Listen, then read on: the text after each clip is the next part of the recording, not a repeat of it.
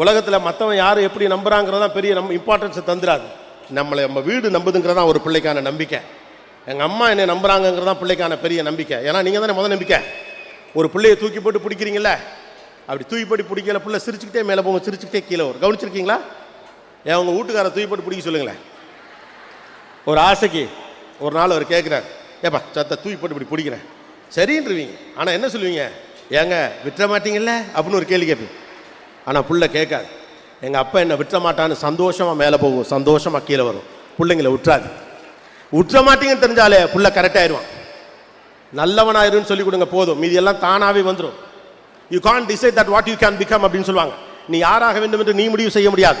நீ என்ன கேரக்டரோடு இருக்கணும்னு முடிவு பண்ணலாம். அந்த கேரக்டர் தான் நீ யாராகன்னு முடிவு பண்ணும். இந்த உலகத்தில் படித்தவங்களாம் ஜெயிச்சிட்டானா? இந்த உலகத்தில் காசு வச்சிருக்கவங்களாம் ஜெயிச்சிட்டானா? ஆள் அம்பு ஆயுதம் பலத்தோடு இருக்கவங்களாம் ஜெயிச்சிட்டானா? எவன்கிட்ட கேரக்டர் இருந்துச்சோ